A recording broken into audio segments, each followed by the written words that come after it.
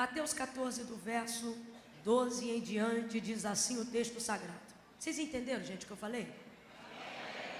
Quem entende, já me desculpa, concorda e aceita, pode dar um graças a Deus? Graças a Deus. Isso. Quem não vai ficar revoltado, diga: Deus me livre. Deus me livre. Maravilha.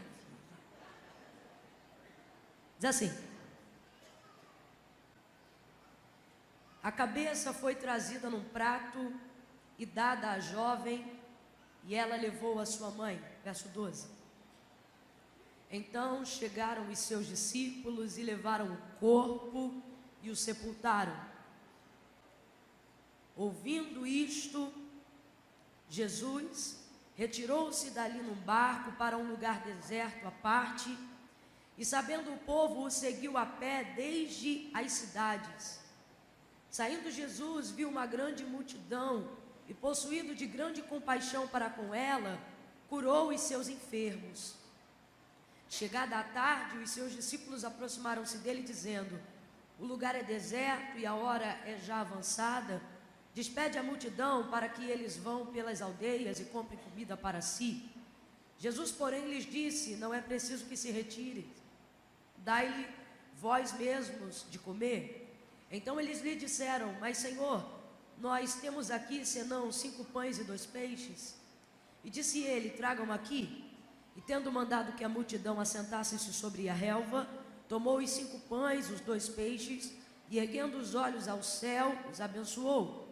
Depois, tendo partido os pães, deu aos discípulos, e os discípulos à multidão.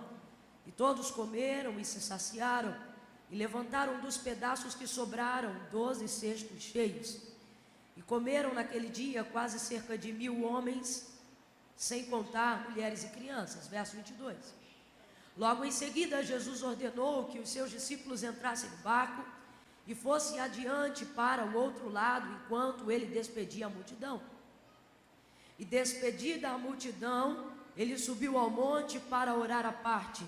E ao cair da tarde, estava ali sozinho. Diga amém por essa palavra.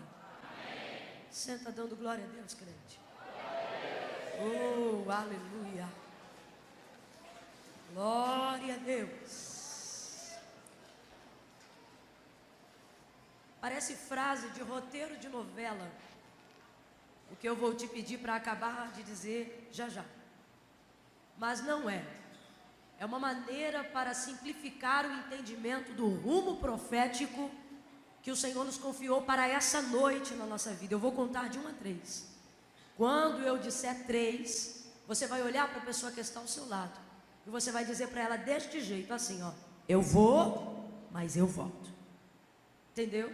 Você vai dizer para ela: eu vou, mas eu volto.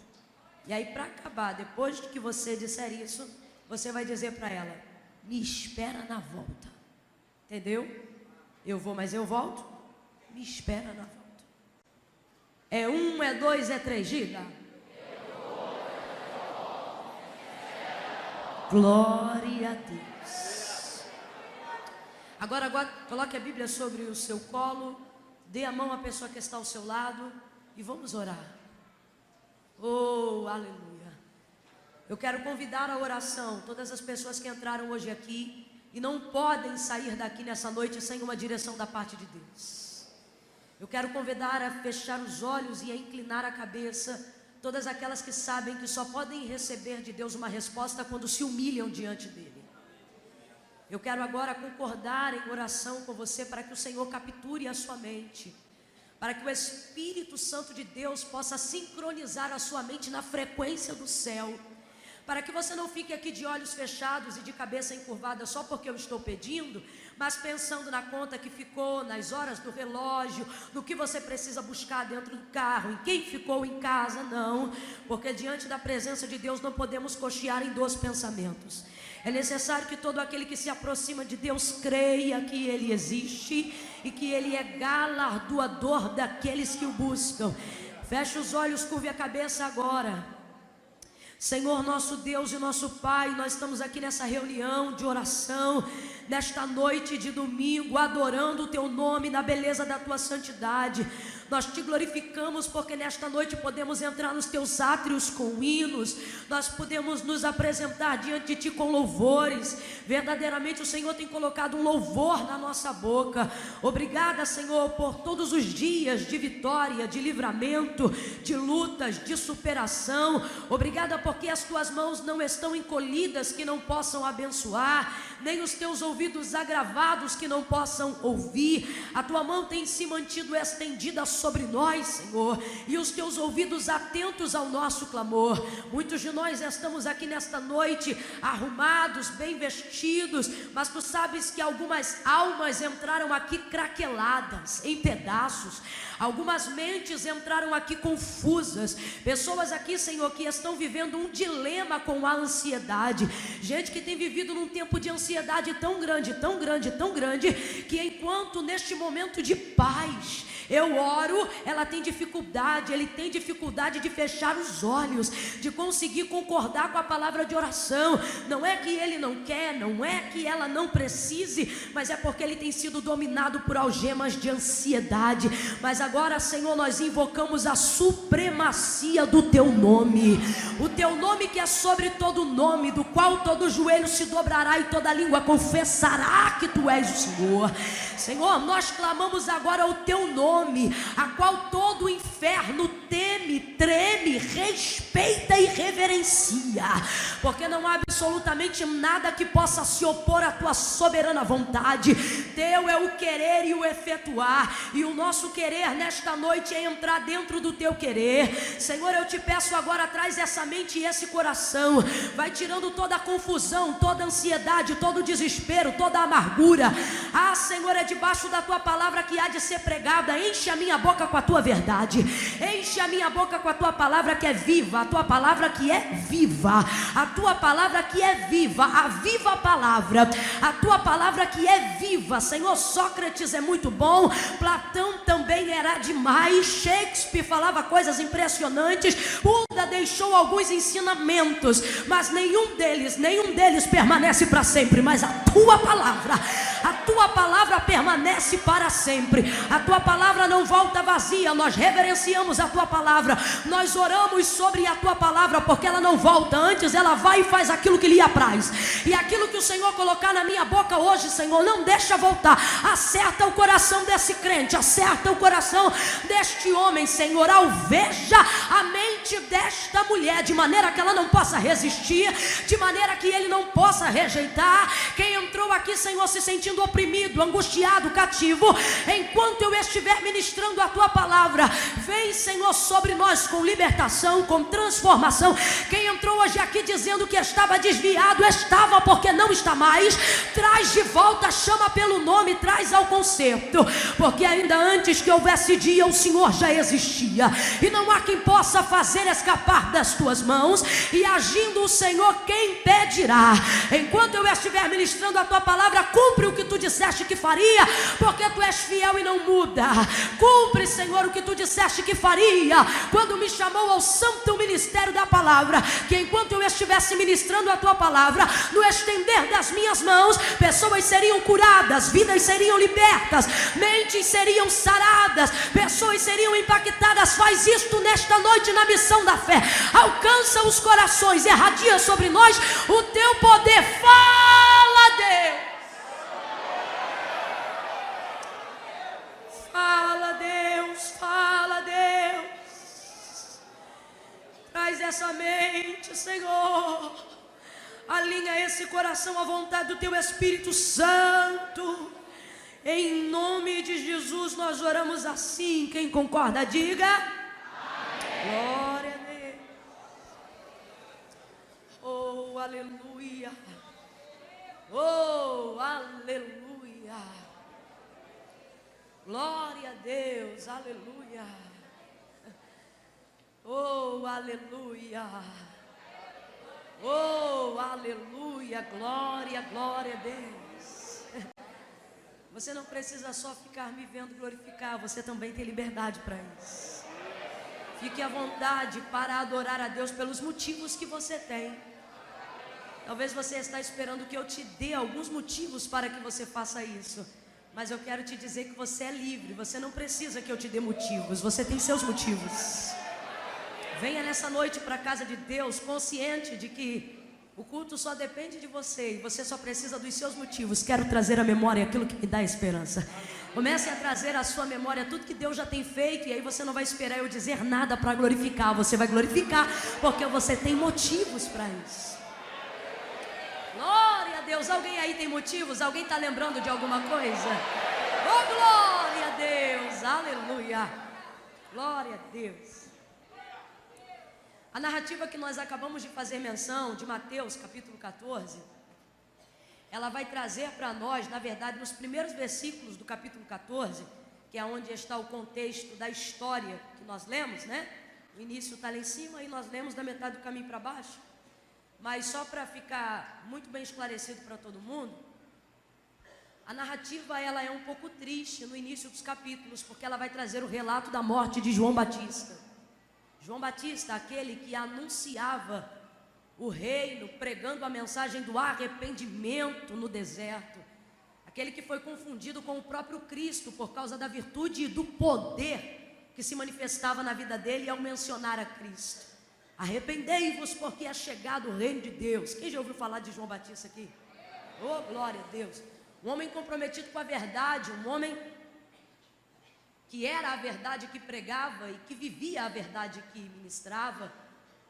Ao ser confundido com esse próprio Cristo que ele ministrava, ele vai dizer uma das palavras mais lindas da história que a gente usa em oração, a fim de querer adorar a Deus como João Batista adorava, de ser fiel a Jesus como João Batista foi. Quando disseram, João Batista, tu és o Cristo, e o texto vai dizer, e falou a verdade e não mentiu, dizendo, não o sou. Tinha tanto poder que alguém pensou, é ele, e ele disse, não sou. É você sim, não, não sou. Aquele que vem antes de mim é depois de mim, mas é nascido primeiro do que eu, do qual eu não sou digno de desatar a sandália dos seus pés. Eu vos batizo com água para arrependimento dos vossos pecados, mas aquele que vem após mim, que é primeiro do que eu, porque já foi nascido antes de mim, esse vos batizará com fogo. Oh, aleluia! Ele vai dizer que eu diminua e que ele cresça, que eu diminua e que ele cresça, que eu suma e que ele apareça.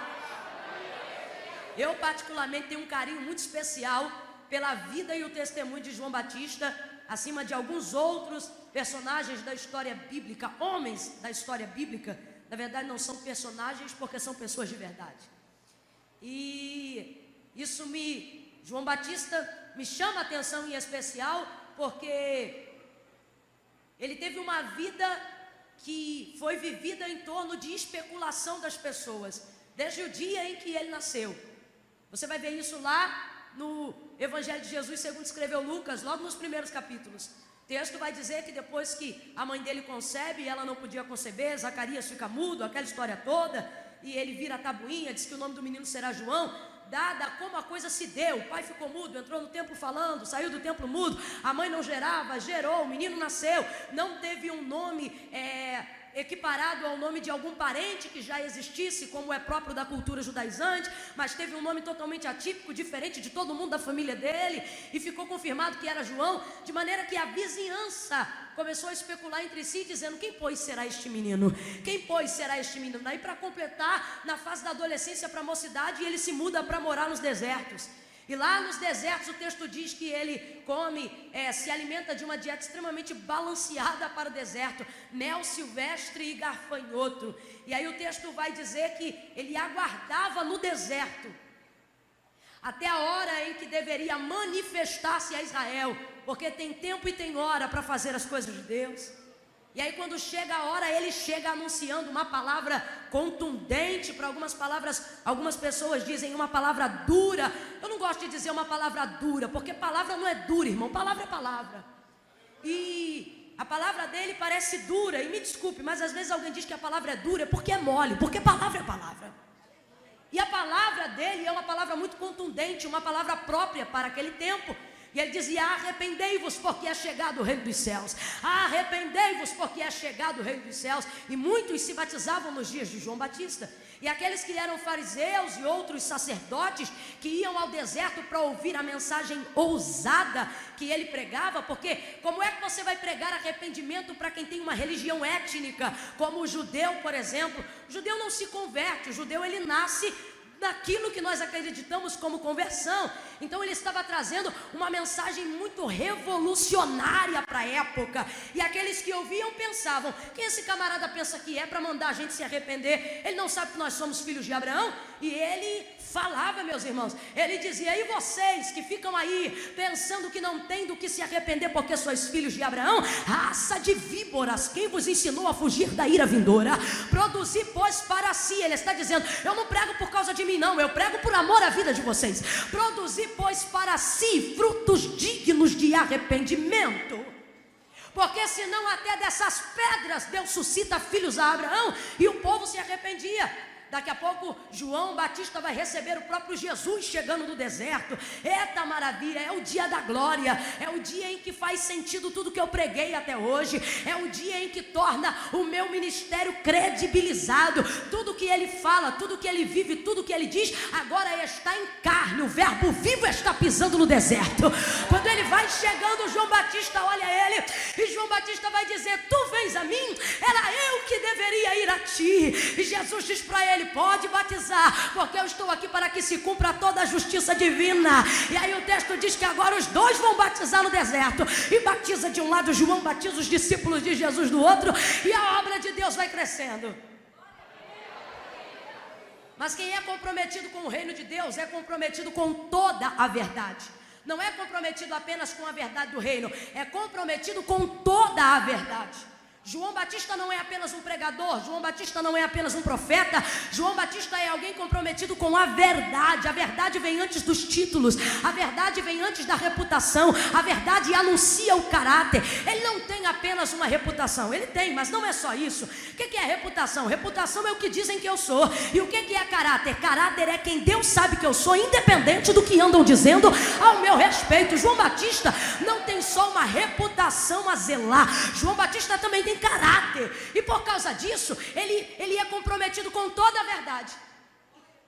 Entre essas coisas, fazia com que ele confrontasse a Herodes, por exemplo, falando da relação pecaminosa que rolava dentro do palácio de um irmão pegando a esposa do outro irmão. Isso gerou algumas consequências para ele, porque andar na verdade gera consequências.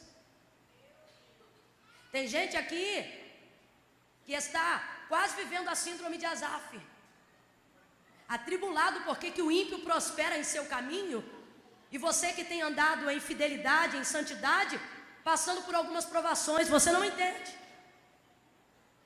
Asaf falou duas coisas, uma coisa, eu vou falar duas. Primeira, ele disse: mas quando eu entrei no templo, eu me lembrei qual era o fim deles e qual era o meu. A palavra de Deus é fiel sobre isso. Ela vai dizer que melhor é o fim das coisas do que o início delas. Mateus capítulo 16, versículo de número 24 em diante, Jesus diz: se alguém quiser vir após mim, negue-se a si mesmo, tome sobre si a sua cruz e siga-me. Portanto vos digo que qualquer que me seguir para ganhar, já perdeu. Mas qualquer que perdendo por amor de mim para me seguir, já ganhou.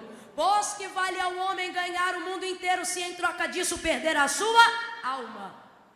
O que adianta ter um começo bem sucedido, um meio espetacular e um final na eternidade do inferno?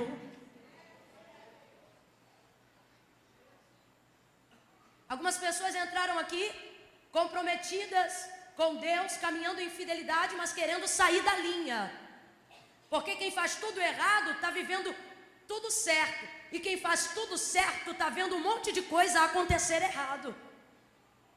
Só que você precisa entender que trazer a verdade, não viver apenas parte da verdade, mas viver toda a verdade. Verdade como Jesus Cristo. Jesus Cristo vivia tanto a verdade, e Ele é tanto a verdade, que às vezes para pregar, Ele dizia: em verdade vos digo. Ele repetia a palavra que já era verdade duas vezes para dizer que era verdade. Ele estava dizendo: eu sou a verdade que prego, e eu sou a verdade que eu estou falando. Em verdade vos digo. e trazia a palavra. E às vezes algumas coisas dão errado, justamente porque nós estamos fazendo questão de fazer as coisas certas. Você e eu precisamos entender que às vezes algumas coisas fogem do controle, justamente porque nós estamos buscando o controle de Deus. E o controle de Deus na nossa vida não é a mesma coisa do controle do príncipe das trevas desse século. Tem gente aqui que se estivesse andando errado já estava bem. Entendo o que eu estou dizendo, eu estou falando de uma perspectiva totalmente natural, humanizada. Tem gente aqui que aceitasse suborno já estava morando numa casa melhor. Tem gente aqui, se fizesse a licitação de maneira errada, já estava com um carro melhor. Tem gente aqui que se pagasse propina a alguém do governo, o carro não tinha sido preso. Tem gente aqui que se tivesse sentado no colo do chefe, igual algumas pessoas fazem, já tinha sido promovido de cargo há muito tempo. E você diz, por que as coisas não estão dando certo para mim? E o Senhor está dizendo, justamente porque você está no centro da minha vontade. Aí quem vai te garantir não é o chefe, não é o governo, não é ninguém. É o Senhor que vai se responsabilizar. Mas você precisa garantir. Você precisa garantir que vai continuar fazendo aquilo que é certo, independente das consequências. João Batista vivia toda a verdade do reino, não apenas parte da verdade, e isso trouxe para ele consequências. Ele não era verdadeiro só na igreja, ele era verdadeiro na igreja e na ceia de Natal do vizinho. Ele não era verdadeiro só no culto, ele era verdadeiro no culto e no trabalho. Ele não era verdadeiro só com o pastor, ele era verdadeiro com o pastor e com o chefe. Ele não era verdadeiro só com as irmãs da igreja, ele era verdadeiro com as irmãs da igreja, com a esposa em casa, com a mãe, com os filhos, toda a verdade do reino. E isso trouxe para ele algumas consequências. E por fim da consequência, o texto vai dizer que agora a sua cabeça, por causa da filha de Herodias, essa mulher guarda um ressentimento muito grande, porque quem anda na mentira não suporta quem vive na verdade. E aí no dia do aniversário desse Herodes, que João Batista confrontava com verdades, o texto vai dizer que a filha dela começou a dançar. E ele ficou tão maravilhado com o rebolado da moça, que ele disse, olha, pede o que você quiser no meu reino que vai ser concedido. E a mãe vai indicar a filha dizendo, peça a cabeça de João Batista num prato. E aí a cabeça de João Batista vai parar numa bandeja. Quando os discípulos de João Batista, aqueles que andavam dando suporte ao ministério que o Senhor confiou a João Batista, ficam sabendo disso, eles vão lá, pegam o corpo de João Batista, sepultam o corpo de João Batista e imediatamente vão levar essas notícias a Jesus. Jesus vai dar testemunho de João Batista, gente, de uma maneira que eu nunca vi ele dar testemunho igual de ninguém.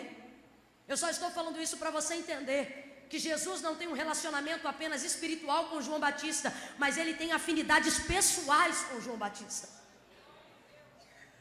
E o texto vai dizer, em dado momento, que Jesus, quando dá testemunho de João Batista, ele fala, o que viestes ver? Uma cana agitada pelo vento? A cana agitada pelo vento, ela é contorcida, significa que ela é flexível. Diga comigo, flexível. Como as pessoas, os judeus queriam sair de debaixo do sistema governamental de Roma, eles viviam em busca, na procura de uma liderança, de um judeu que viesse revolucionar o sistema político para tirar os judeus de debaixo do sistema governamental de Roma.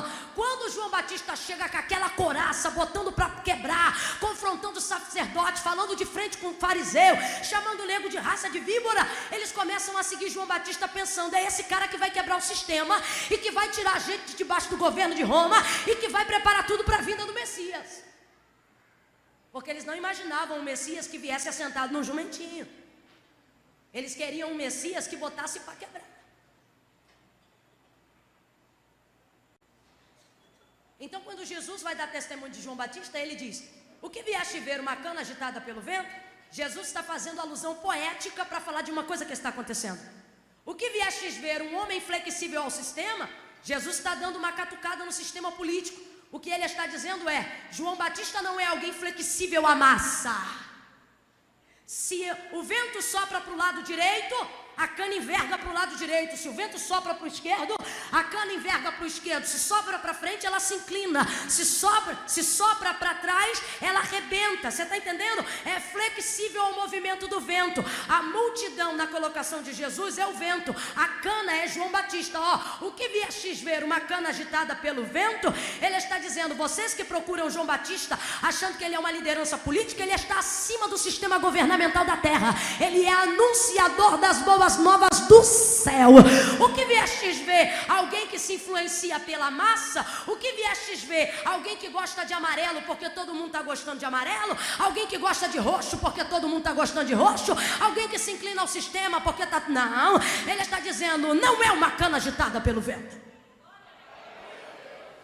Aí ele diz, o que viestes ver? Um homem trajado com vestes reais? Ele está dizendo, estes estão nos palácios. Jesus está dizendo, vocês querem um representante político? Vai para a Câmara. E aí por fim ele vai dizer, o que viestes ver? Um profeta? Aí sim, vos digo, um profeta. Oh meu Deus, deve ter bem pouco profeta para ter celebrado. Porque eu não sei se você entendeu, eu estou falando aqui mais ou menos o que Spurgeon disse. Se o Senhor te chamou para ser sacerdote, se o Senhor te chamou para ser profeta, meu filho, não se rebaixe nem que alguém te chame para ser rei.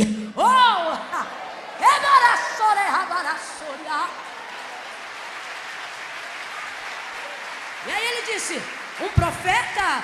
Sim, vos digo, um profeta e muito mais do que um profeta. Adiante dele vai o meu anjo, do qual nascido do ventre de mulher como João Batista não houve. Aí eu te pergunto, Jesus gostava dele ou não gostava? Jesus gostava dele ou não gostava? Cabra era verdadeiro, Jesus gostava dele ou não gostava? O cabra não se curvava ao sistema, Jesus gostava dele ou não gostava? O camarada só falava a verdade e vivia da verdade, Jesus aprovava ele ou não aprovava?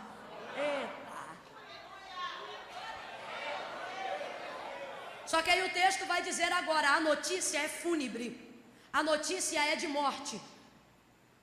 E aí o texto diz que quando os discípulos chegam, eles vão dizer, já sepultaram o corpo. Diga comigo a grosso modo, morto e enterrado. É o que os discípulos estão dizendo, morreu e a gente já até enterrou. Aí o texto diz, e foi aqui que a gente abriu a leitura, que quando Jesus ouviu isso, desejou ir para o deserto. Desejou ir para onde? Para o shopping? Cinema. E tendo ouvido estas coisas, que coisas? Notícia de perda. E tendo ouvido estas coisas, que coisas? A morte de quem eu amo. E tendo ouvido estas coisas, que coisas? A ruptura de alguém que eu não vou trazer de volta. Por quê? Olha o que ele disse. Porque nascido do ventre de mulher como ele não houve antes e depois não haverá. Do qual vos digo que a partir de hoje, desde a morte de João Batista, faz-se guerra para tomar o reino do céu com força. O que ele está dizendo? Ele está dizendo que João Batista cumpriu o seu papel tão bem. Ele está dizendo que João Batista ocupou o ofício profético tão bem dentro da história que ninguém precisa repetir o que ele fez. Ele não está dizendo que João Batista é melhor do que todo mundo. O que ele está dizendo é que João Batista ocupou a vaga que o céu lhe deu tão bem que outros poderão aparecer, mas ninguém vai precisar fazer o que ele fez, porque ele não deixou nada para ser feito. Ele cumpriu com totalidade tudo o que ele foi chamado para fazer. E é por isso que Jesus não vai ressuscitá-lo. Ontem aqui falamos sobre o poder da ressurreição dos mortos. Na galeria dos heróis da fé, o autor da carta aos Hebreus, ele vai dizer de mulheres que tinham tanta fé e tanto poder de Deus na vida, que pela fé ressuscitaram os seus mortos. Eu vou lhe fazer uma pergunta, me responda com intrepidez. Jesus Cristo ressuscita ou não ressuscita? Deus ressuscita ou não ressuscita? Ele levanta pessoas dos mortos ou não levanta? Levanta. João, quando viu na ilha de Pátimos a revelação do Apocalipse, Jesus se apresentou para ele e disse: sou eu, João, o Senhor dos vivos e dos mortos.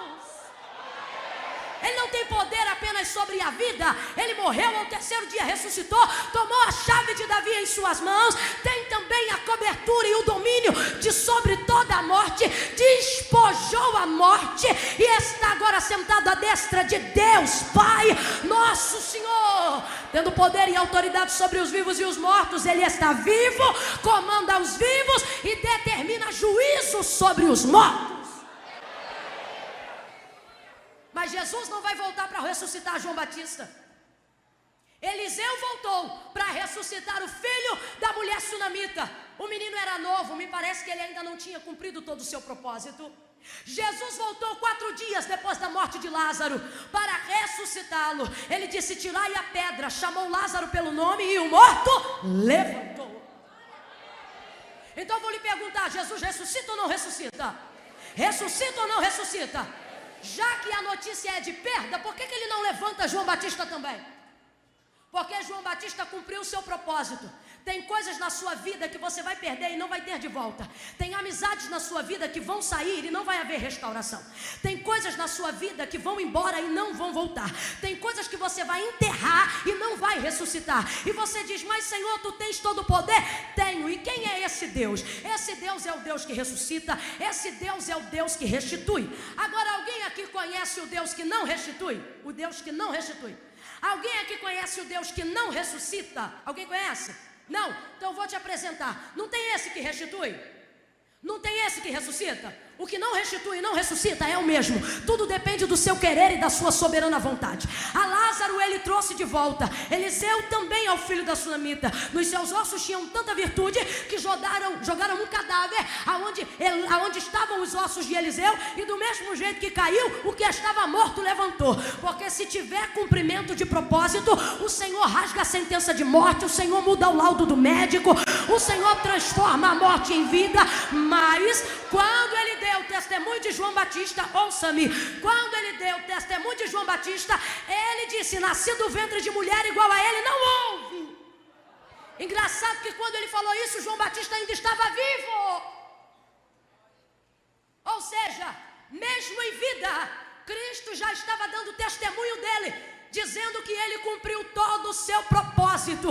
Eu venho da parte de Deus hoje aqui trazer uma definição em algumas áreas da sua vida, que você está orando por restituição, que você está orando por restauração, que você está orando para que Deus levante algumas áreas que já estão sentenciadas, e você diz: Senhor, tu és o mesmo. Eu vi o Senhor fazer na vida de fulano, eu vi o Senhor fazer na minha vida na década de 90, e por que o Senhor não está fazendo agora?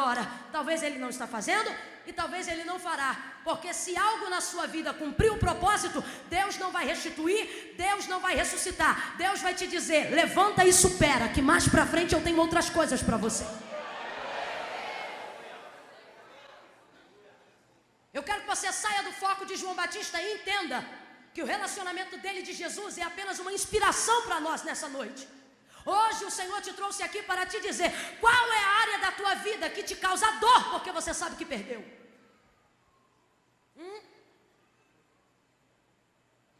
O que é? Quem foi embora? Quem te deixou? Qual etapa da sua vida que você quer continuar vivendo, mas o Senhor já virou a página e você quer voltar? Foi um namoro com quem que você rompeu? Qual noivo foi embora? Qual noiva disse que não quer casar? E você está tentando resgatar algo que já cumpriu o propósito. E você diz: não cumpriu. Porque se eu estou noiva, por exemplo, eu queria casar. Mas talvez o propósito de ter rompido o noivado antes do casamento é para que o Senhor te ensine a selecionar quem vai passar o resto da vida com você. E tendo ouvido estas coisas, que coisa, gente? Coisas que me entristecem, coisas que me decepcionam. E tendo ouvido estas coisas, retirou-se, subiu no barco e desejou ir para o deserto. E tendo ouvido estas coisas, que coisas? Coisas que me machucam, coisas que eu não posso mudar. E tendo ouvido estas coisas, que coisas? Coisas que eu não posso trazer de volta, coisas que vão ocupar as minhas lembranças, mas não vão estar mais no meu dia a dia. E tendo ouvido essas coisas, retirou-se dali e subiu no barco para um lugar deserto. Jesus agora quer ficar por um tempo sozinho. ele reconheceu que ele precisa buscar por ele. Jesus faz isso, não é a primeira vez. Jesus, ele tem uma marca de oração no seu ministério. Por diversas vezes, ele está com os discípulos, ele está com os amigos, ele está com os irmãos. E o texto vai dizer, não apenas nesse momento, mas em vários momentos no Novo Testamento, nos Evangelhos, que ele se retirava para tirar um tempo sozinho. E esse tempo era de oração. Qual é o nome disso? Maturidade. Abra comigo a sua boca e diga maturidade. Diga maturidade. É quando você reconhece que tem Deus, é quando você reconhece que tem poder, é quando você acredita nas coisas de Deus, mas é quando diante de tudo que você tem, diante de tudo que você é, você reconhece que precisa buscar por si mesmo. É quando você não fica dependente da irmã carochinha, da irmã maricotinha. É quando você entende que a sua bênção não virá de ninguém, a não ser de um particular entre você e Deus. Você alcança a maturidade quando você já não é guiado por ventos de profecias estranhas. Você alcança a maturidade quando você não vem a um culto como esse com necessidade de que eu te entregue toda a revelação, mas você vai encaixando aquilo que Deus está falando à medida que eu estou pregando. Que nível de maturidade é esse? É um nível de maturidade que eu não procuro mais Deus na boca das pessoas, eu procuro Deus no meu coração. Eu procuro Deus. É um nível de maturidade em que Deus pode usar até alguém para falar comigo, mas dependendo do nível de escala e de maturidade que Deus te leva, você vai glorificar, mas não será o suficiente, porque você quer mais de Deus e você não pode exigir mais de Deus em mim.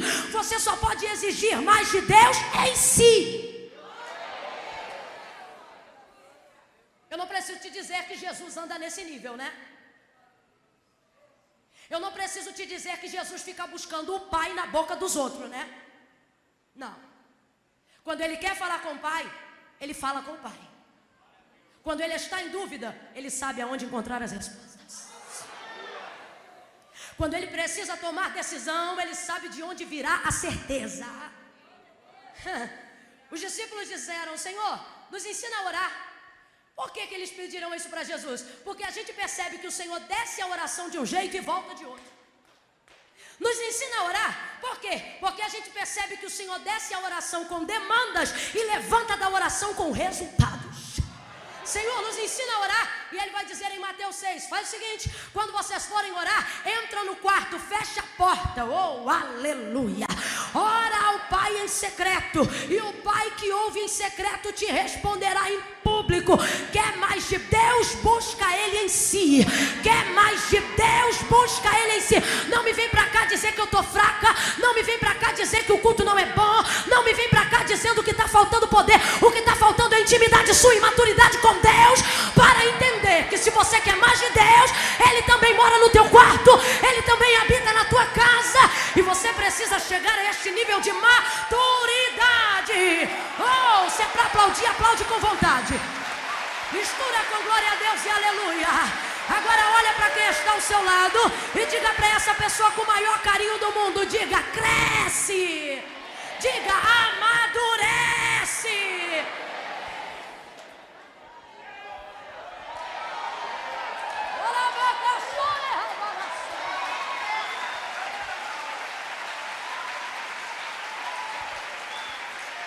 Lembra quando eu disse, e ouvindo estas coisas, coisas que me causam dor, coisas que me fazem pensar no que eu perdi, coisas que me fazem chegar à constatação que eu não vou poder ter de volta, coisas que eu queria até orar, mas não convém orar, porque eu não quero fazer orações vãs.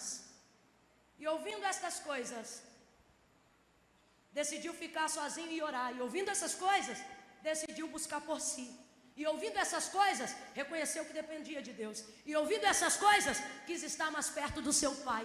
E ouvindo essas coisas, quis dar um tempo de ver Deus na vida dos outros.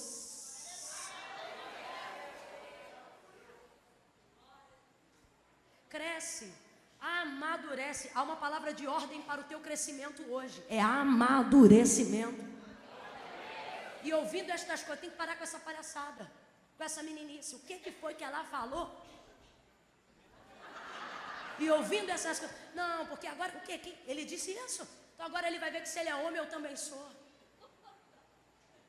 E ouvindo, tem gente que é ao contrário, e ouvindo essas coisas vai jogar em direta no Facebook. E ouvindo essas coisas vai publicar foto ostentação no Instagram. E ouvindo estas coisas vai fingir que está tudo bem no WhatsApp. E ouvindo essas coisas vai mandar alfinetada no grupo. E ouvindo essas coisas vai falar o que quer para quem quer, mas não tem coragem de dizer pessoalmente.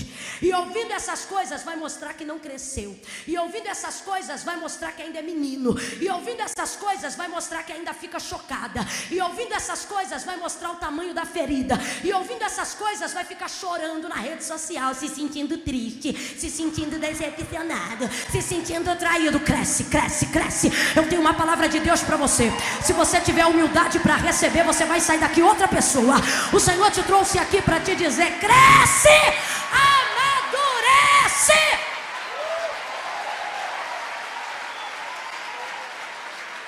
E ouvindo estas coisas, foi bater na casa de fulano. E ouvindo essas coisas, foi ligar para Beltrano para saber se é verdade. E ouvindo essas... Não, irmão. E ouvindo essas coisas, subiu no barco e foi para o deserto, para um lugar à parte.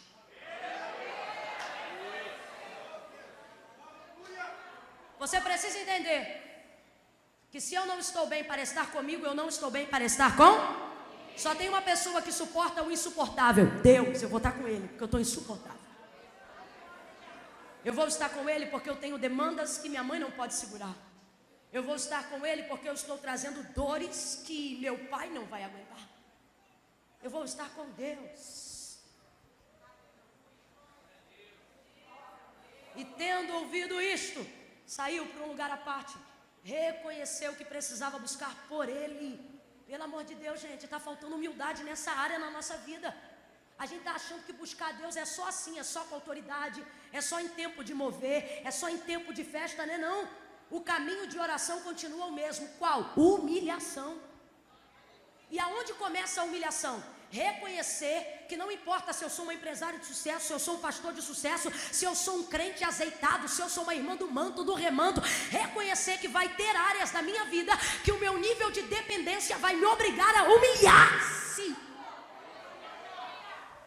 Eu tenho visto algumas pessoas com dificuldade de buscar ao Senhor do jeito que Ele deve ser buscado. É gente que já chega na presença de Deus dizendo: Deus, eu sou tua serva. Não, irmão, humilhai-vos debaixo da potente mão do Senhor, e ao seu tempo Ele vos exaltará. Buscar-me-eis e me achareis, quando me buscardes de todo o vosso coração. Se o meu povo que se chama pelo meu nome se humilhar, é a primeira coisa, se humilhar e orar e buscar a minha face, eu, Senhor, ouvirei do céu, perdoarei o seu pecado e sararei a sua terra. Quem amadurece não tem problema de descer. Reconhecer o tamanho da necessidade. Que volte o tempo em que os homens traziam lenço para a igreja. Porque não tinha esse negócio de só mulher chorar, não. Eram homens que do lado de fora podia ser delegado, podia ser policial, bombeiro, comandante da marinha, major, capitão, brigadeiro. Botava para quebrar lá fora. Aqui dentro, Deus, eu preciso de ti. Deus, eu me quebranto diante de ti.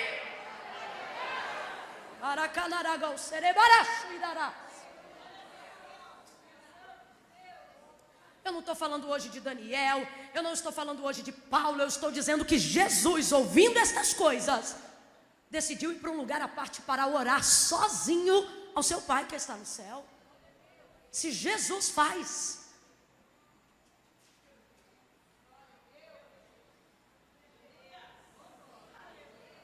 levante-se todas as correntes teológicas contra uma aplicação sobre Paulo, contra um questionamento a Daniel, mas eu estou falando de Jesus. Reconheceu. Segundo, a Bíblia diz que o deserto vai ser uma escolha. Veja, diferente da primeira vez em que ele foi ao deserto, antes de dar continuidade ao seu ministério na terra, se eu não me engano, Lucas 4 ou Mateus 4, quando o texto vai dizer: e foi Jesus conduzido pelo Espírito ao deserto para ser tentado pelo diabo. Naquela ocasião, lá atrás, Jesus vai falando a grosso modo, ele vai por coerção, conduzido pelo Espírito. Isso fala sobre etapas da nossa vida, em que Ele nos coloca no meio da prova para saber se a gente vai ser aprovado para fazer o que foi chamado para ser feito. Só que, obviamente, Jesus foi aprovado. O texto diz que depois dos 40 dias, os anjos do Senhor o serviram. Mas agora, Ele não vai para o deserto por correção, por impelimento, para buscar aprovação. Não, Ele agora vai para o deserto por escolha, porque quem vence o deserto não tem medo de voltar para lá. Veja o segundo estágio do nível de maturidade que o Senhor quer que você tenha diante de uma dor, diante de uma perda. E entender que voltar a lugares que você já foi não é derrota, é estratégia. Tem gente que entrou hoje aqui cheio de trauma do deserto. Não pode ouvir a gente pregar de deserto. Não pode ouvir um profeta falar de deserto. Você já associou deserto como lugar de humilhação. Você já associou deserto como lugar de prova. Você já associou deserto sol, calor, não. Você já passou por lá. Eu conheço pessoas que têm trauma do deserto porque ainda não saíram de lá. Mas para quem já saiu, e são para essas pessoas que eu estou pregando, gente que já está em outro estágio de vida. Gente que já adora a Deus pelo que Ele é e não pelo que Ele faz. Gente que não vem ao domingo porque tem que vir, mas vem ao domingo porque precisa adorá-lo. E com o trauma do deserto, algumas pessoas dizem: deserto não, porque foi no deserto que eu fui humilhado. Pelo amor de Deus, gente, ativa a memória aí, porque quem tem fé tem memória. O nome do passado da fé chama-se memória. Vamos lembrar daquele período de dor? Quando teu marido te traiu, quando você teve que enterrar um filho? Só por instantes. Vamos lembrar do período da tua conversão, quando você precisou se libertar de vícios que pulsavam no teu sangue? Vamos lembrar das vezes que você foi humilhado pela tua própria família? Vamos lembrar um cadinho nessa noite, na época que seu marido era alcoólatra e você apanhava dele? Vamos lembrar um pouquinho nessa noite, quando você se converteu e a tua mulher não era não crente e ainda era ímpia, você ia dormir 10 horas e ela chegava 3 horas da manhã, toda fedendo a cachaça? Vamos lembrar daquele tempo que você ficou hospitalizado e você viu gente morrer do teu lado com a doença que você tinha e todas as noites você pensava: será que eu vou sobreviver? Vamos lembrar um pouco quando a sua vida financeira quebrou de uma tal maneira que até quem não tinha foi de lá que Deus mandou para te dar. Vamos lembrar quando você não tinha os sapatos que podia usar, quando você não podia escolher as marcas que hoje você usa. Vamos lembrar quando você não escolhia o cardápio, você comia o que tinha. Deserto, olhe para quem está ao seu lado e diz: eu me lembro. Deserto. Só que você saiu. Quem aqui poderia levantar a mão para dizer eu, diante da pergunta que eu vou fazer? Qual? Quem aqui admite que hoje é melhor do que já foi um dia? Quem aqui poderia dizer que amadureceu depois desse processo? Diga glória a Deus. Quem aqui poderia dizer que hoje é melhor do que um dia foi, porque aprendeu a crescer no meio da dor? Diga graças a Deus. Eu tenho nessa noite aqui alguém que poderia testemunhar, levantando a sua mão para render a Deus graças, com um aleluia, porque está vivo e o deserto não te matou, porque está vivo e aquilo que passou só te fez crescer. Tem alguém aqui? Diga aleluia. Tem alguém aqui com memória? Diga glória a Deus. Então Deus me trouxe aqui hoje para te dizer: o deserto agora não é impedimento. Eu não estou buscando de você aprovação. Eu quero saber se a aprovação gerou resultado. Qual? Amadurecimento. Jesus agora não volta ao deserto porque está sendo encaminhado. Jesus agora volta para o deserto porque o deserto é a melhor escolha para quem quer ficar sozinho, para quem quer pensar, para quem quer orar. E por que o deserto? Porque Jesus não tem traumas e os seus vão cair por terra hoje. Você diz assim: eu não quero voltar no deserto porque foi no deserto que eu fui traído. Não, foi no deserto que você aprendeu em quem confiar. Você diz: eu não quero voltar no deserto porque foi no deserto que eu comi arroz, feijão e ovo. Não, foi no deserto que você aprendeu a valorizar picanha, alcatra e o pobre vizinho do lado da sua casa. Você diz: eu não gosto porque o tempo do deserto é o tempo que eu andava a pé. foi no deserto que eu andei a pé. E o Senhor está dizendo: não, foi no deserto que você aprendeu a dar carona para os outros. É por isso que hoje você tem carro e ajuda as pessoas. O Senhor está dizendo: o deserto não te destruiu, o deserto fez de você a pessoa sensacional que você está sendo. Pegue na mão da pessoa, segure a mão dela, segure a mão dela, segure a mão dessa. Deserto não mata crente. Pega na mão dessa pessoa aí, segura a mão dela com carinho e diga para ela ou para ele: o deserto só te melhorou, o deserto só te fez crescer, o deserto fez de você a pessoa maravilhosa que você tem sido. Então não tenha medo de lá. Sacode ela e diga: não tenha medo de lá, não tenha medo de lá, não tenha medo de lá. Você cresceu lá, você melhorou lá, Deus te fortaleceu lá, você aprendeu a ler a Bíblia lá, você aprendeu a orar lá, você conheceu a tua esposa lá. Foi lá que Deus rompeu com as alianças falsas e te deu amigos verdadeiros. Foi na hora da dor que você conheceu a amizade, foi na hora da dor que você conheceu a compaixão. O deserto te ajudou.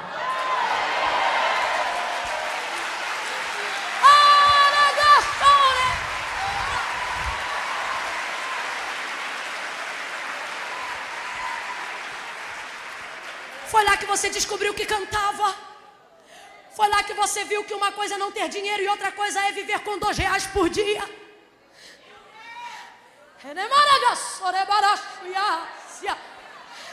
Foi lá que você fez as melhores orações.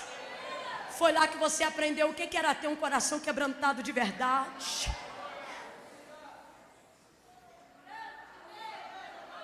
Vamos falar a verdade. Seus relacionamentos e suas alianças antes do deserto são uma, depois do deserto são outras. Eu vou contar até 3. Quando eu disser 3, dá um berro para esse irmão, que nem mãe quando quer socorrer filho, que nem pai quando quer livrar o filho. No 3, você olha para ele ou para ela e diga: sem trauma. 1, 2, 3, diga: sem trauma. Você está mais bonita, você está mais viçoso, sem trauma. Você é muito melhor do que já foi um dia. Eu não estou falando de aparência física, porque eu sei que o sol do deserto castiga algumas pessoas. Eu estou falando de um coração quebrantado, de uma mente transformada, de uma experiência, de um nível de discernimento que antes você parecia um menino. Hoje você olha uma pessoa e não é que você está julgando, mas o nível de discernimento foi tão grande de onde você veio, que hoje você olha e já, meu Deus, já vi, conheço. Aonde é que foi isso? Foi fácil? Mas valeu a pena? Então para de trauma. Você não está nesse culto hoje como derrotado. Você está como sobrevivente. Lembro o profeta Zacarias contando a visão que ele teve do sumo sacerdote Josué, quando Israel estava em pecado, em apostasia, e diante da tribuna Satanás se lhe opunha a Israel na visão à direita, para acusar Israel com os seus pecados, e Deus queria abençoar. Aí por uma hora, na visão do profeta Zacarias, Deus vai dar o juízo e vai dizer: basta, Satanás. Não é esta, e aponta para Josué, o sumo sacerdote que representava Israel. Ele estava com a mitra suja, mas ainda era Israel. E ele disse: não é esta um tição tirado do fogo? Quem é que sabe o que é um tição? Tição é um toco, um pedaço de madeira que queimou tanto, que ficou igual carvão do lado de fora, mas ainda preserva a estrutura do lado de dentro, ou seja, aguenta prego, aguenta ser viga, aguenta segurar a estrutura de casa. O que o Senhor está dizendo é: queimou, mas eu salvei. Queimou, mas está útil. O Senhor está dizendo: o deserto só abalou a sua superfície, a sua estrutura está saindo de lá melhor do que já foi um dia. Oh, aleluia!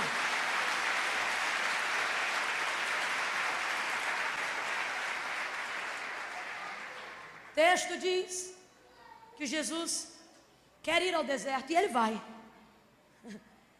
As pessoas precisam entender, irmãos, que quando você chega na maturidade da vida, o deserto não é obrigação, é escolha. Tem rodas, grupinhos que não entendem quando você sai. Eles te procuram e já perguntam logo: mas aconteceu alguma coisa? Não, não aconteceu nada não, eu saí porque quis. A maturidade te faz entender que alguns lugares não te cabem. E não precisa acontecer nada para você sair, pelo contrário, a maturidade te dá um nível de perspicácia tão grande que você sai antes de acontecer. Foi para o deserto, porque deseja ficar um pouquinho de tempo sozinho, buscar por Ele, orar, ouvir Deus de si mesmo. Aí o texto diz que ele sobe no barco e vai. Esse barco era uma bênção na vida de Jesus. Eu quero profetizar um barco na tua vida. Mas é um barco dentro da perspectiva espiritual, profética, que o Senhor colocou ao nosso coração hoje. É ter um transporte que te conduz ao lugar que Deus quer. É ter um meio de chegar aonde você precisa, quando você precisa. Ele sobe no barco, os discípulos entram e ele vai, desejando chegar no deserto. A Bíblia diz que quando ele entra no barco e chega no deserto, ele vai tirando o pé dele dentro do barco, mas a multidão que o seguia de longe descobriu para onde ele estava indo e começou a seguir a pé. Enquanto Jesus fazia o trajeto de barco pelas águas, a multidão vinha caminhando cerca de 8 quilômetros de distância para ter com Jesus. E quem é que não quer ter com Jesus? 8 quilômetros não é nada para ver o Filho do Deus vivo. Aquela multidão vem, irmãos. E aí o texto diz que quando ele vai tirando, vem chegando aquela multidão que caminhou tanto. Eu imagino aquela multidão chegando suada, cansada, com fome, pernas inchadas. No meio daquela gente tinha todo tipo de enfermidades. Tinha gente com lepra, tinha gente com úlcera, tinha gente com problema no sangue, tinham possuídos, tinham pessoas enfermas da alma. Todos queriam uma palavra, todos queriam estar diante dele. E aí o texto diz que quando ele desce do barco e vê aquela multidão, o seu coração se enche de compaixão. Só que ele não foi ali para ver multidão, ele foi ali porque ele queria ficar sozinho. Mas quando ele vê a necessidade da multidão, o coração dele se move de compaixão, porque Jesus é assim. Você pode até protelar alguns dos seus planos, você pode até protelar algumas das suas necessidades, mas você não pode esquecer-se que tem necessidades. Por que eu estou dizendo isso? O coração de Jesus se move de compaixão e ele vai começar a fazer milagres. Naquele dia Jesus, meu Deus, o texto vai dizer que ele vai curar a todos. Não, reverencie o nome dele, eu estou falando de Jesus. Naquele dia o texto diz que ele vai curar a todos. A todos. Ele cura a todos. É palavra de um lado, é bênção do outro, é exortação para cá, é alguém sendo livre de cadeias, é demônios fugindo, é a pele ficando sarada, é o leproso curado, é o que tem problema de pressão voltando para o lugar, é a coluna torta se corrigindo. Eita glória! Culto que Jesus está é assim, irmão. Benção para todo que é lado. Ele está fazendo bem a toda a gente. Olhe para quem está ao lado e diga: fazendo bem a toda a gente. Diga, fazendo bem a toda a gente. Agora veja bem, se ele está querendo ficar a sós com Deus, é porque nós já falamos aqui, ele tem algumas necessidades, ele precisa orar, ele quer falar com Deus. Isso significa que tem demandas dentro dele que precisam ser apresentadas diante de Deus. Eu não vou dizer necessariamente Jesus, mas estou falando de você. Tem gente aqui que está passando um momento que está mal. Está dando glória a Deus, está dando aleluia, está dizendo que vai tudo bem, mas está mal. Só que isso não impede ele de vir para a igreja. Isso não impede ela de ajudar as pessoas. Isso não impede você de parar no meio do caminho para trazer uma palavra a alguém. Quando eu vejo Jesus indo para o deserto para ficar sozinho, Jesus não está indo para o deserto para ficar com multidão. Jesus está indo para o deserto porque ele quer ficar a sós com Deus. Mas no meio do caminho aparece a multidão. Ele não finge que não vê a multidão. Ele para, ele desce, ele cumprimenta, ele fala com todo mundo, ele prega, ele cura, cura, Ele restaura. E por fim, o texto vai dizer que as pessoas ficam famintas, porque vai demorar, o dia vai passar a hora do almoço, ninguém vai comer nada, os discípulos vão ficar com vergonha. Senhor, manda embora porque não tem comida. E Ele diz: traga-me aqui o que vocês têm. Nós só temos 5 pães e 2 peixes. Ele pega os 5 pães e os 2 peixes, ora, parte, entrega para os discípulos, multiplica, abençoa a multidão. Abre a boca comigo e diga: é milagre. Diga: é milagre. Diga de novo: é milagre. Oh, aleluia. Quando a sua disposição de ajudar as pessoas for maior do que a sua dor, vai haver milagre.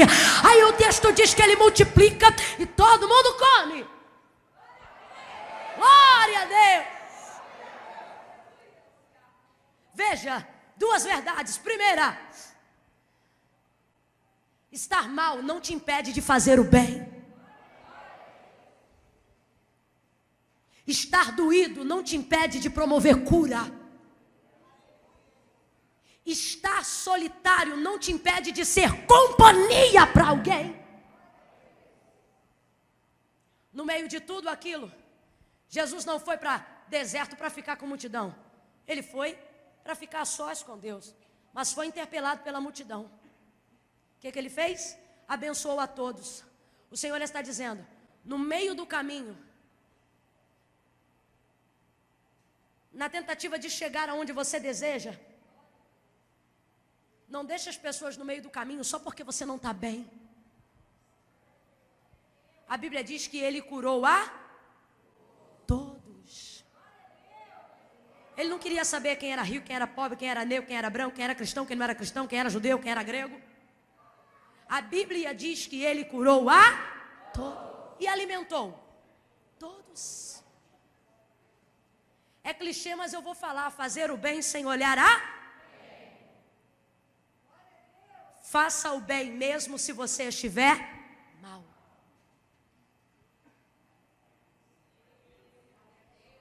E o Senhor está dizendo: quando você entender isso, no meio do caminho da sua dor haverá milagres. Todos comeram, eu já estou caminhando para concluir. E no verso de número 20 o texto vai dizer: levantaram todos os pedaços que sobraram, dos pedaços que sobraram, 12 cestos cheios. E os que comeram foram cerca de 5.000 homens, sem contar mulheres e crianças. Eu acho interessante, o texto diz assim: e todos se saciaram. Saciedade fala de plenitude. Irmão, tem gente que chegou ali com lepra, está saindo curado e alimentado. Não, você nunca teve fome, senão você tinha dado um glória maior. Isso me fez pensar que você pode estar com fome nesse momento. Todos saciaram, todos não. Tem alguém ali que não está saciado, porque Ele mesmo vai dizer em uma outra ocasião, quando os discípulos vão à cidade comprar comida, Jesus vai dizer que a comida dele não é da terra. Ele mesmo vai deixar claro, quando Ele diz: a minha comida e a minha bebida é fazer a vontade do meu Pai que está no céu. As necessidades espirituais, as diligências do reino são maiores do que as necessidades pessoais de Jesus. Todo mundo comeu, todo mundo se saciou, está todo mundo feliz porque está com a barriga cheia. Mas Jesus não foi ali para encher barriga de si. Jesus foi ali para se encher do Pai. Jesus foi ali para falar das coisas de Deus. Terceiro nível de maturidade: quando aquilo que me acontece no âmbito físico não desfaça a minha necessidade do âmbito espiritual. Tem gente andando por aí confusa, achando que porque tem carro, porque tem comida, porque tem roupa, está tudo bem. E o Senhor está dizendo: eu estou vendo o tamanho do rombo do seu coração. Porque você entende porque está triste, nem você entende porque tem depressão. Seu marido é uma bênção, sua esposa é um sucesso, seus filhos têm saúde, sua casa tem cama, no fogão tem comida, mas a alma está vazia. O Senhor está dizendo: é porque a sua comida não é da terra, a sua alma está gritando por um alimento que só pode vir do céu. No texto vai dizer que todos se saciaram. Todos se saciaram porque estavam com fome. Todos se saciaram porque estavam com enfermidades no corpo. Mas tem alguém que foi para o deserto, não foi para comer, nem para exercitar o corpo. Quem é essa pessoa? Jesus não foi para isto. Ele fez isto, mas não foi para isto.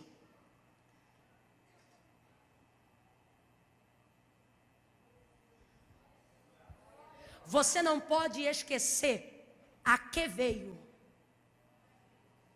Redobre a sua atenção. Você não pode esquecer o que te motiva a atravessar aquela porta. No meio do caminho, é bem verdade que a alegria da irmã da cantina te alegra. No meio do caminho, é bem verdade que ver a sua namorada toda arrumada te deixa satisfeito. No meio do caminho, é bem verdade que você ouve louvores que te motivam. Mas se você se distrair e achar que a sua entrada é motivada por uma social, você vai entrar e sair sem saciedade. Porque você precisa entender que o que te alimenta não vem daqui. Não é da horizontal. Ele está dizendo, na horizontal você toca um e abraça outro. Na horizontal você alegra por ver algumas pessoas que você gosta, você só vê no domingo.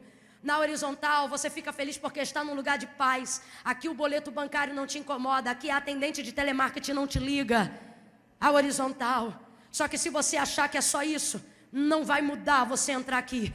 Deus te trouxe hoje aqui para te ouvir, para te fazer ouvir essa palavra e para te dizer, sai daqui. Ah, irmã, mas eu estou vendo todo mundo se saciando. O que você olha para o fora do lado do homem não te dá garantia de quem ele é do lado de dentro. Tem gente que está rindo igual você e você não sabe o que está passando do lado de dentro. E o Senhor está dizendo, sai dessa visão e começa a entender que o que você precisa não vem daqui, vem daqui.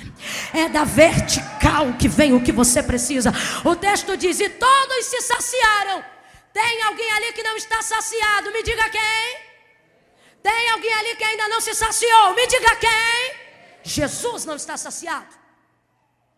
Porque ele não foi ali para lidar com a multidão. Ele foi ali para ficar a sós com o Pai. Quem é Jesus? Quarto nível de maturidade.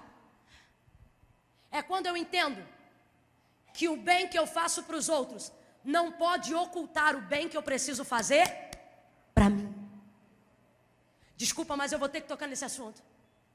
Tem gente aqui atrelado a viver em fazer o bem para os outros. Porque enquanto ele faz o bem para os outros, ele esquece do que precisa fazer para si. Eu vou falar mais rasgado, que é para todo mundo entender. Eu vou falar da minha área, por exemplo. Eu conheço pessoas no meio eclesiástico que pegam o microfone com orgulho. Irmãos, eu estou muito cansado hoje porque faz 40 dias que eu estou fora de casa. 40 dias pregando. 40 dias fazendo missão. E o camarada é casado e tem 5 filhos. E a mulher não está 40 dias com ele na estrada e nem os filhos porque estudam. E está aqui dizendo, e quer que a gente tenha orgulho, pensando, parabéns, que coisa linda, fazendo a obra de Deus, fazendo a obra de Deus e os filhos se desviando em casa, fazendo a obra de Deus e a mulher 40 dias sem respaldo marital. Não, mas eu estou fazendo bem e ainda tem quem aplauda. Uau, esse cara é demais. É demais mesmo? Ou ele faz o bem para os outros do lado de fora para esquecer o mal que ficou em casa? E quando eu digo mal, não é família, são problemas que a gente acompanha de perto e não podem ser substituídos na nossa ausência. Gosta de fazer visita o dia inteiro ou está andando na casa dos outros porque não quer aguentar o cachaceiro que tem na sua? Cuida dos filhos de todas as irmãs da igreja porque gosta mesmo ou porque quer esquecer que o seu é desviado e está no crack agora?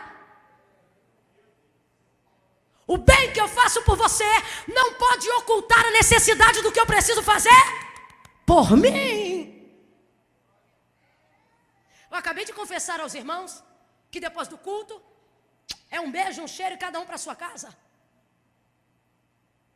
Tem dias que a gente termina esgotado, por exemplo, e alguém pensa, não, eu tenho que falar, não, eu tenho que isso, eu tenho que aquilo, como se a gente fosse marionete na mão de quem quer pegar. Não, não.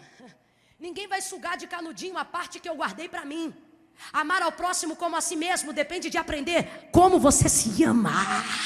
O Senhor te trouxe aqui para te dizer, eu não quero te ver fazendo o bem para os outros sobre a justificativa de esquecer o mal que te ocupa. Quer bater perna o dia inteiro porque gosta ou porque não quer ficar em casa?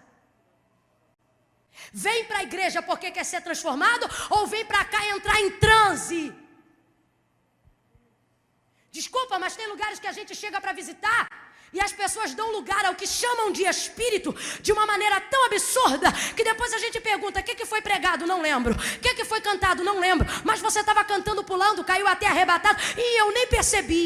O vosso culto a Deus é racional.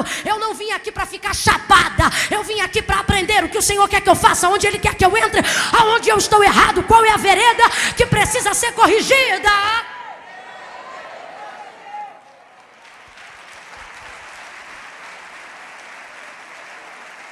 Mistura essa palma com glória a Deus e aleluia. Mistura essa palma com glória. Diga glória a Deus. Aleluia. Adore a Ele. Exalte a Ele. Respeite a Ele. Reverencie a Ele. Celebre a Ele. Por que eu estou dizendo isso? Fecha a Bíblia.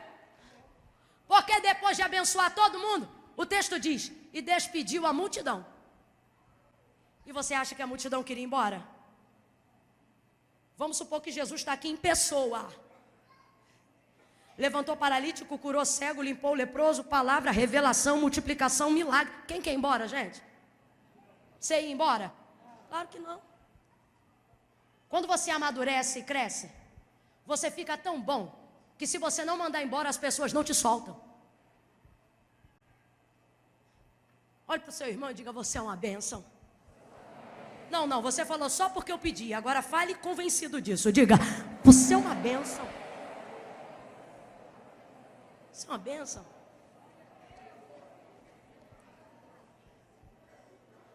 Você é tão bênção que é por isso que eu sempre quero falar com você depois do culto. Eu tinha uma irmã lá na igreja que tinha dia que eu não aguentava mais.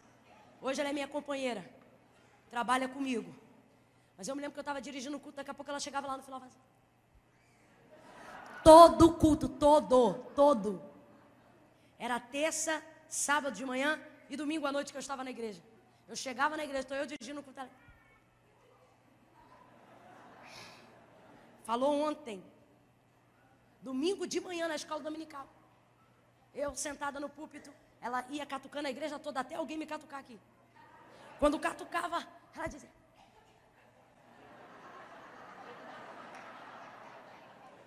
isso era de manhã. No domingo à noite, a gente já tinha falado de manhã.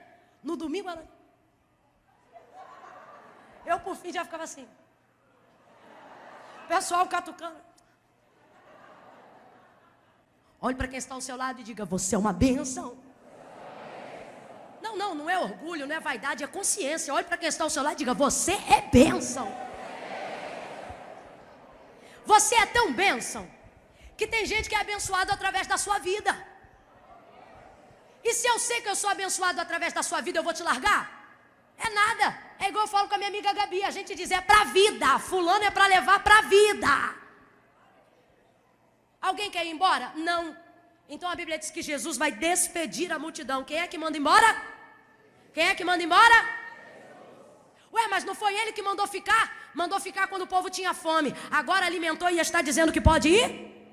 O que é a maturidade? Entender que há um tempo determinado para todas as coisas debaixo do sol. Despediu a multidão. Eu não sei, mas o Senhor está dizendo: tem algumas áreas da sua vida que eu quero te ajudar a superar, mas você precisa ter maturidade para mandar algumas pessoas para casa. Não tem revelação nem mistério, é isso mesmo que eu estou falando. É gente que chega no café, emenda no almoço, e se a gente não deixar, fica na janta. O Senhor está dizendo: comeu o café, vai embora. É gente que te segura no final do culto e quer gabinete com você todo dia. Amada, eu fiz gabinete com você ontem. Um beijo, eu fiz o que eu podia, vai-te embora.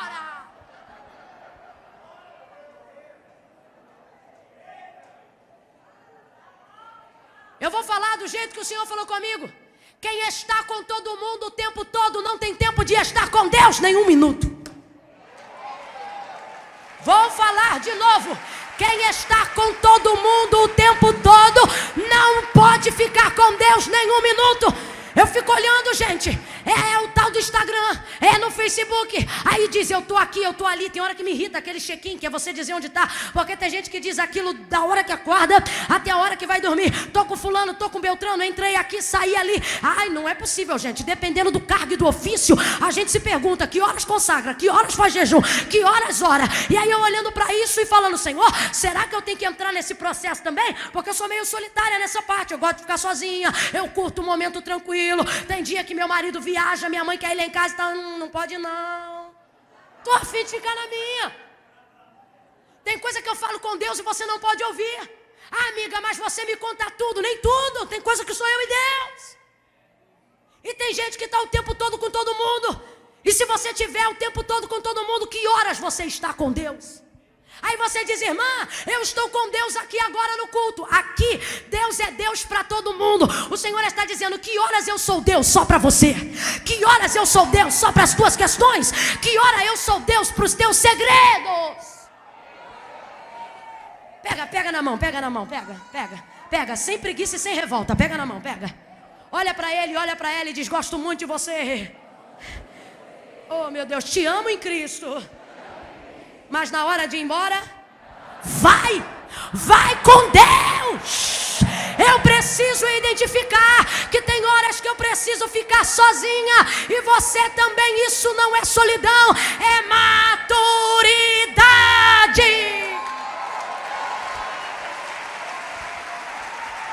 Te amo, mas me dá um tempo. Te amo, mas me dê um tempo. Eu gosto de você, mas segura a tua onda. Oh, aleluia! Quando todo mundo fica de pé para acabar.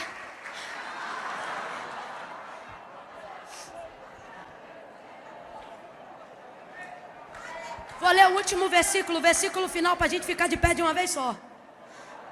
Vocês são tão lindos. Mandou todo mundo embora. Aí o texto diz que na primeira vez que ele quis ficar sozinho, os discípulos entraram no barco e chegaram no deserto com ele. Então ele queria fazer o que ele fazia de costume, orar e distanciar-se um pouco dos discípulos para orar à parte. Mas o deserto ia caber os discípulos, porque eles saíram dali para ir para o deserto juntos. Só que quando Jesus não ficou a sós como queria, mas teve que atender a demanda da multidão, quem me ouve diz amém? Amém. Agora veja, antes ficariam os discípulos, mas o texto diz que ele despede a multidão e por fim, ele despede até os discípulos. Vem comigo e diga, os mais chegados. Ih, agora eu vou tocar, hein? Vou porque a gente não gosta. Porque a gente acha que os mais chegados têm que estar o tempo todo. Afinal, são os mais chegados. Jesus tinha os seus mais chegados? Tinha. A transfiguração no monte foi só para Pedro, Tiago e João. Ele tinha 12 que eram chegados, mas tinham 3 que eram mais chegados. Só que nesse episódio, ele não ficou com nenhum, mandou embora até os mais chegados. O Senhor está dizendo, chegou um tempo na tua vida, chegou um tempo na tua casa, chegou um tempo no teu ministério, que você precisa entender que a prioridade não é dos seus amigos, não é das pessoas que te entendem, não é das pessoas que te respeitam. E isso aqui que eu estou falando é muito difícil, porque mandar embora uma multidão que te suga não é tão difícil, mas mandar embora quem te serve, aí é difícil. Mandar embora quem chega para comer não é tão complicado. Mandar embora quem chega para fazer a comida,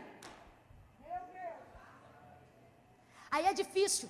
Porque eu não estou mandando embora quem tira de mim, eu estou mandando embora quem me... Só que o texto diz que depois de despedir a multidão, ele também despediu todos os seus discípulos. Você precisa entender, Deus te trouxe nessa noite para dizer, nosso relacionamento tem que sair do raso. E talvez você diga, irmã Camila, eu sou do manto. E eu tenho visão, revelação, oro de madrugada. E se eu te disser, Ezequiel, que essa água só está no teu artelho? E se eu te disser que as águas que Deus tem para a tua vida ainda não chegaram nem no teu quadril? Só que Deus está querendo que você priorize o seu relacionamento com Ele. Você tem caminhado com Deus entendendo que o relacionamento é importante, amém? Só que maturidade é entender que o seu relacionamento com Deus não é apenas importante, mas se tornou prioridade. Jesus não trata o Pai como importante. Importantes são os discípulos. O Pai é prioridade. E a prioridade vem na frente do que o que é importante. Eu vou falar de novo. A prioridade vem na frente do que o que é importante. Poxa, mas esse amigo me ajuda tanto, mas a tua prioridade é Deus. Maldito o homem que confia no homem e faz do seu braço a sua carne, o seu sustento. Pode ser o melhor amigo do mundo e Deus me guarde do espírito faccioso. Deus tem levantado um povo top para ajudar a gente, verdade ou não, gente? Deus tem peneirado as nossas alianças, a gente tem conhecido gente tão boa, depois de vir de lugares de gente tão ruim, que a gente suspeita. Mas você vê que é Deus dizendo, sou eu. Só que Ele está dizendo, por mais importante que seja esta pessoa, ela não pode ser a sua glória a Deus. Mandou todo mundo embora. Tem amiga aqui que já olhou para outra dizendo, já sabe, quinta-feira babou, né? Sério? A outra aqui falou, meu Deus, até o dia. Irmã Camille, o que eu vou ganhar com isso?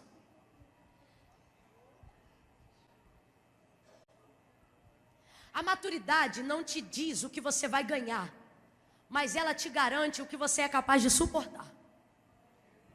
Mandou todo mundo embora. Disse para os discípulos assim, entra no barco e a gente se encontra do outro lado. Só que ele ficou sem barco.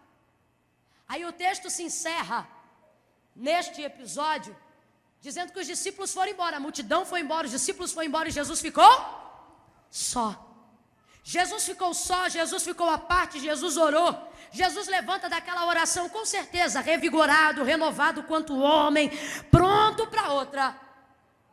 Resolvido, com disposição de superação para toda dor, para toda crise, para todo levante. É isso que você precisa entender. Esse seu momento com Deus não é para te abater, é para te ensinar a superar aquilo que te faz sofrer. Aí o texto vai encerrar dizendo assim, que perto da quarta vigília da noite, o barco em que os discípulos estavam no meio do mar, estava sendo açoitado pelas ondas. O ministério de louvor pode vir caminhando. Estava sendo açoitado pelas ondas. E as ondas estavam batendo de um lado para o outro. E a água entrava no barco. E o texto vai dizer que o vento também soprava. Irmão, eu quero que você imagine agora um mar revolto. E o barquinho sacudindo de um lado para o outro. Meu Deus, é complicada a visão, é tenebroso. Imagina você no meio de um mar sem um farol. Imagina você no meio de um mar com um lampião que está quase apagando. Por causa das ondas que açoitam. Diga comigo, uma coça. É uma coça que a vida está dando. É uma coça que o mar está dando. O vento está soprando e isso dá medo. Eles pensam que vão perecer. Aí o texto diz que ao longe, olhe para cá, ao longe eles vão vendo alguém aparecendo. E eles pensam, é um fantasma. Aí eles gritam, é um fantasma. E Jesus diz, filhos, tem de bom ânimo. Sou eu, aleluia. Sou eu, aleluia.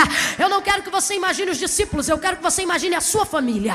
Eu não quero que você imagine Pedro, Tiago, João. Eu quero que você imagine os filhos que não estão aqui, os pais que não vieram. Eu quero que você imagine pessoas que não entendem por que você vem à igreja. Eu quero que você imagine agora as pessoas da sua família, amigos que não entendem porque você é crente.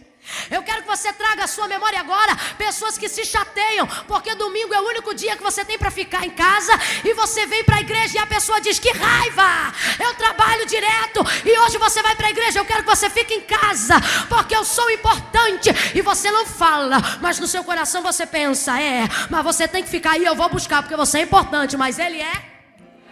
Aí você vem, eu quero que você imagine agora a gente do teu trabalho, que não entende por que você não vai pro happy hour. Gente lá da faculdade que não entende porque depois da aula você não vai enfiar os goró pela goela. Gente que não entende por que você não dá um tapa no baseado. Gente que não entende a sua consagração. Gente que não entende o seu isolamento. Gente que se chateia com o fato de você vir aqui. Gente que fica tão indignada que diz que você é otário, que você veio dar dinheiro para pastor. Gente que está longe do deserto. Gente que está longe do lugar de oração. Gente que está no barco do mar da vida. Gente que não entende porque você se afastou. Gente que não entende porque você tem que ir.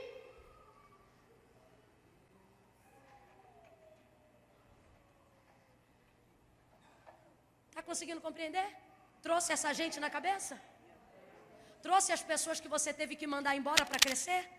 Trouxe as pessoas que você teve que se afastar por um tempo? Não é escorraçar, jogar na rua da amargura, fingir que não. Não, é só um período de consagração. Trouxe elas na sua mente? Elas vão entender agora porque você foi e elas ficaram. Elas vão entender agora porque você vem aqui no domingo. Elas vão entender agora porque você deixa o happy hour e vai para a leitura. Elas vão entender agora porque que na hora do almoço vai todo mundo olhar a mulher dos outros e você fica na copa do trabalho lendo a Bíblia. Elas vão entender agora porque que você não entra no estoque para fazer farrinha. Elas vão entender agora porque que no dia da festa de 15 anos da fulana ou da beltrana, você vem primeiro no culto para poder depois ir para a festa. Elas vão entender agora, sabe por quê? Porque enquanto você foi, elas estavam bem. Quem aqui conhece gente que quando veio para Jesus estava bem? Gente que não veio porque estava bem. E gente que diz, você está indo porque você está mal.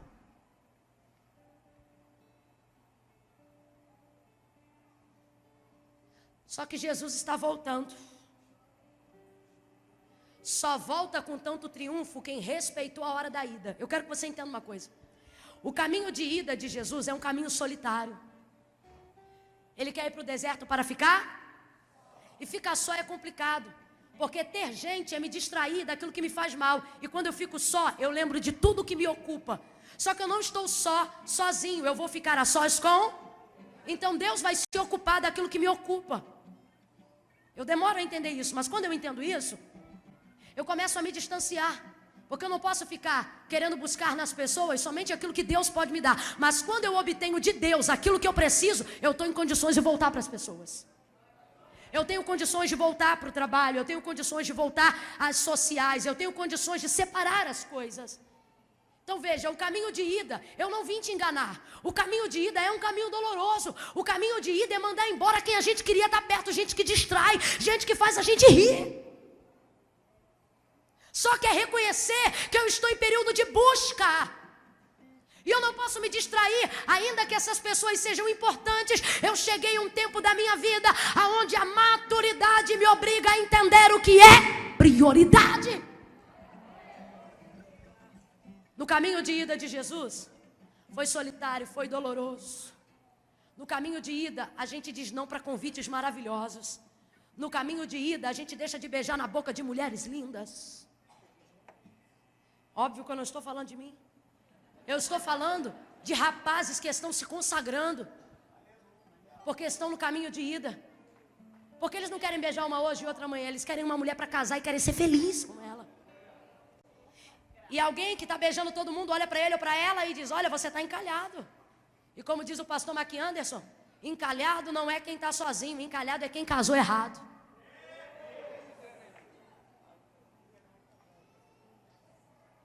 Dá uma olhada para quem está ao seu lado e diga, o caminho de ida é difícil, mas é necessário. Agora veja, a resposta vem. O mar está açoitando o barco. A vida de quem estava distante. Aí o texto diz que Jesus vem chegando. Filhos, tem bom ânimo, sou eu, não temais. Pedro abre a boca e diz: Senhor, se és tu mesmo, manda-me ir ter contigo por sobre as águas. Ele diz: vem. E vem Pedro caminhando. Mas eu não vim falar sobre a caminhada de Pedro, eu vim falar sobre um Cristo que vem andando por cima das águas. Agora veja, ele disse para os discípulos: vão na minha frente, e mandou embora, que eu encontro vocês depois. Trocando para miúdos, o que Jesus está dizendo é: me respeitem a minha ida, que eu encontro vocês na volta.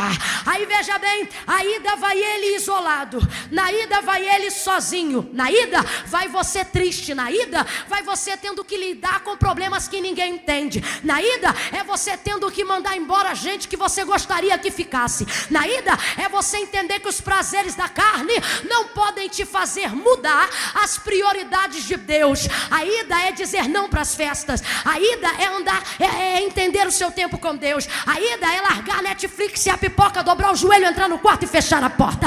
A ida é dizer não para algumas amigas, a ida é travar o cartão de crédito e não tentar compensar a minha depressão comprando sapato. A ida é difícil, a ida é dolorosa. Na ida eu vou falar com Deus do que me machuca, da ida eu vou contar para Deus aquilo que eu ouvi. Só que Jesus vem andando por cima das águas do mar revolto. Veja, o mar não para. Já parou para olhar o texto? Jesus vem andando sobre as águas e o texto diz que o mar continua revolto, porque a vida dos outros não muda só porque a nossa mudou, mas quando a nossa muda, a gente volta com o poder de controlar a tempestade na vida dos outros.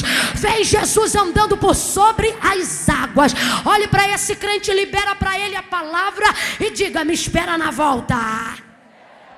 Não, olhe para ele de novo e diga: me espera na volta. Aquela pessoa que ficou em casa vai entender o que você vem fazer na igreja quando ela estiver em depressão e você botar o pé em casa e ela sentir a alegria do Espírito Santo. Aí ela vai entender o que você vem fazer aqui.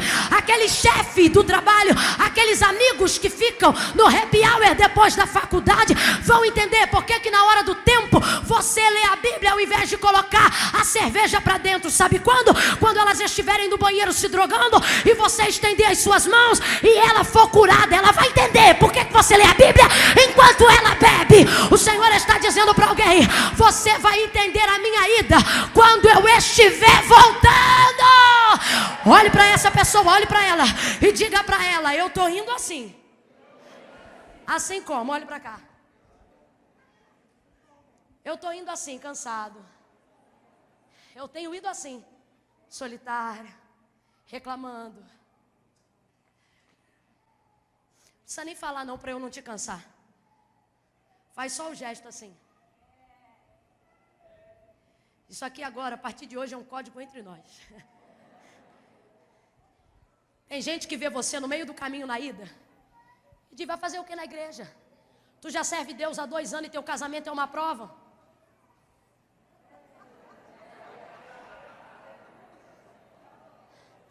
Tem gente que te vê na ida, diz: teu filho não presta. Joga isso no centro de recuperação e esquece que existe, porque viu você chorando na ida. O Senhor está dizendo: poupa a palavra, faz só assim, ó. Porque tudo que vai...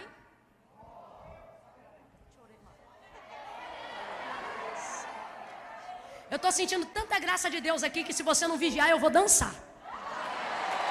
E se tiver Mical hoje aqui vai ficar estéreo, porque eu não vou parar de sentir o mover por causa da sua opinião. Oh, aleluia! Comece a tocar alguma coisa aí, porque a voz de Deus é atuante em meio aos louvores. Oh. O Senhor está dizendo: se você respeitar o caminho de ida, se você entender que receber Jesus é às vezes vir sozinho aqui na frente, isolado, é às vezes ser o único cristão no meio de uma família de gente ateu. Mas se você entender que o caminho de ida precisa ser feito, você vai mostrar para muita gente na volta a diferença que fez você caminhar em meio à dor, a diferença que fez você reconhecer a Cristo como Senhor. O mar está revolto, as ondas açoitam o barco e vem Jesus caminhando sobre as águas.